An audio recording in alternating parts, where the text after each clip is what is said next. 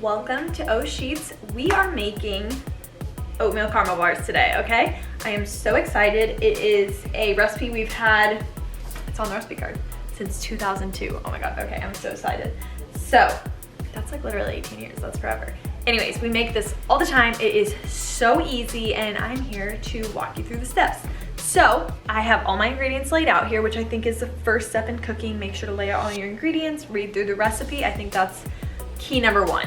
I know when my sister tries to bake, she'll sometimes be cooking and then all of a sudden she reads in the recipe and she's like, oh shoot, I forgot about that. And if you read through it before you start baking or cooking, then you will get great results. So let me show you the ingredients here.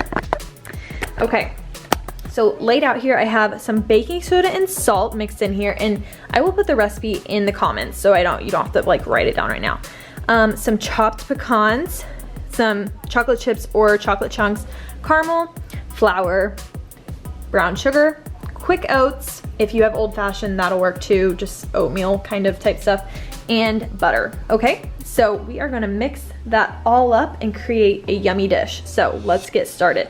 First right here, we got to heat our oven, so let's go do that. Okay, and we're putting it to bake 350. Perfect. Okay, so while that is going, we will get started here. Okay, so I already have the butter in the bowl that we're gonna mix this all up. So this is a recipe with under 10 ingredients and a 1 bowl situation. So I have the butter melted, which is super nice. You don't have to worry about softening butter and all that stuff. So the butter is melted. So into the butter, I am going to add the flour. So I'm just gonna add that. And then I'm going to add the brown sugar. I'm going to add the baking soda and salt. And I'm going to add the oatmeal, okay? So literally all that in one, and I'm just gonna stir it together here. And this basically is just creating like a crumb type mixture, and I will show you this when I'm all done stirring it up, but it's very simple. This is similar to what you would maybe make for like a pie crumble, like if you're making a crisp or something. This is very similar ingredients to that, probably just different ratios and maybe no baking soda. Oh, sorry, the phone's ringing.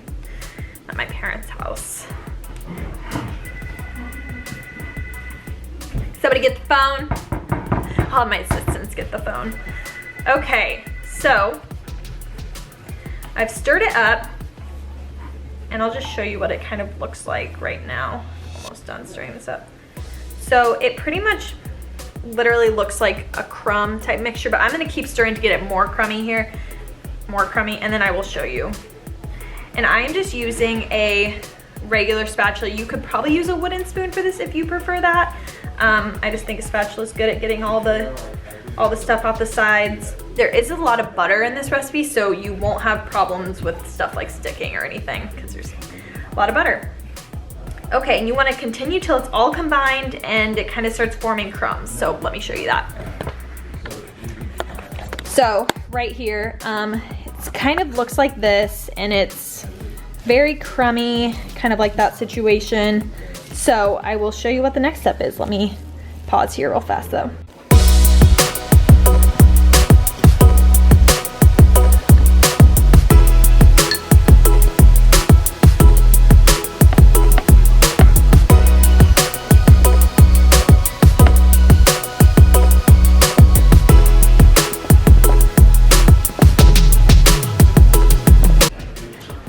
Okay, sorry y'all, my camera died, but everyone's laughing at me. But I finished pressing the crumb mixture, half of the crumb mixture into the pan, and here it is. And then you bake it in the oven, 350 for 10 minutes, okay?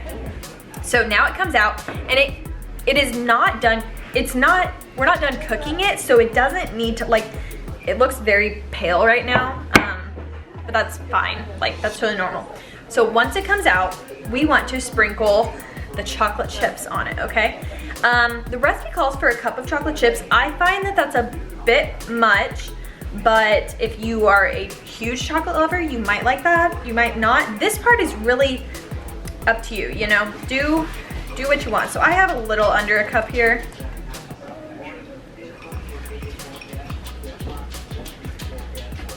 Sorry, my mom's just interrupting me. It's fine, no big deal.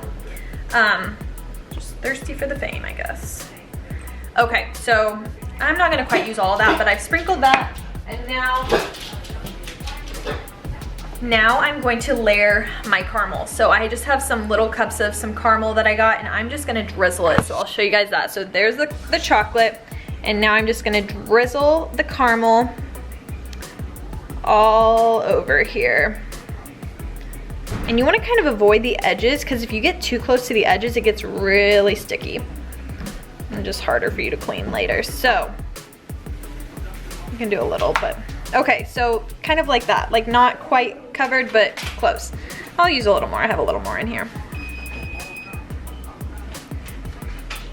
Oh, that beep reminded me, after I took this out of the oven, you need to make sure the oven's still at 350 because we're gonna put it back in the oven. So, okay, I'm gonna sit you right there again.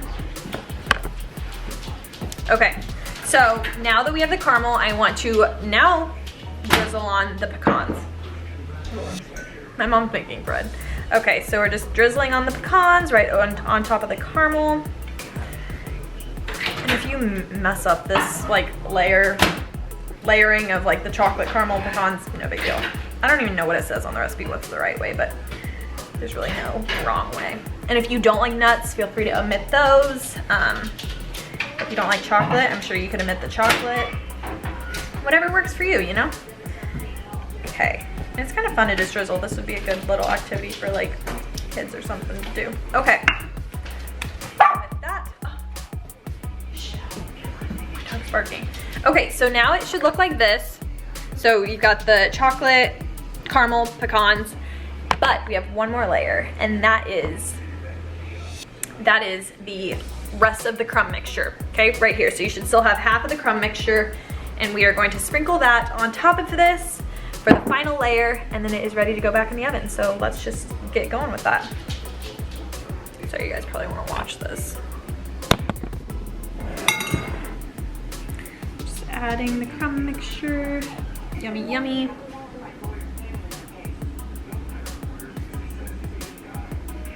Okay.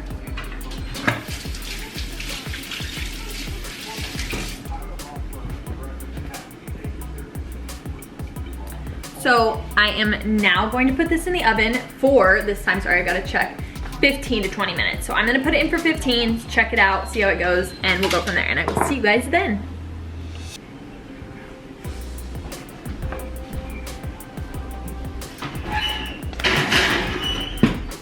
Okay, so there is 2 minutes left. It actually went off like a minute or two ago, but I put 2 more minutes on it just because it looked like it needed a little bit more time. I'll show you what it looks like right now. So right now it's starting to brown a little bit, but I mean, it would probably be done right now, but I just like the oats toast a little bit more.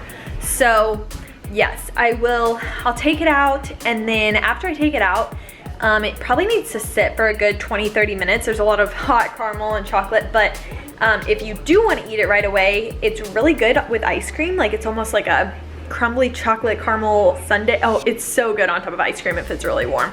And then it can definitely just be ate as like a bar, chopped up, or cut it up into squares and eat it like a bar for however long they last. They probably won't last long because they're so good, but I will type the recipe below. I hope you guys enjoyed this. I'm trying to think if there's any other tips for this recipe. It's really so easy. I mean, I would say it's even easier than making cookies. It's so easy. Like, it's under 10 ingredients. You don't have to include certain things if you don't want. There's probably a ton of variations you could do with this as well. Like, ooh, I just thought of one. Instead of chocolate chips, you could do like chopped up candy bars. That would probably be really good. But yeah, just play with it. Let me know. Comment below if you have any questions. I'd be glad to answer them. And I think that's it. So it has a minute left. I might just take them out right now. So let's go for it. Sit you guys right there.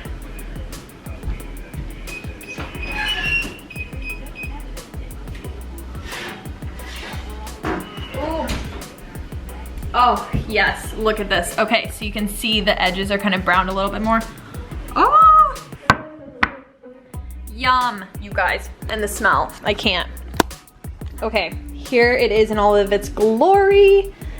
See, it's bubbling over there. Oh, yum.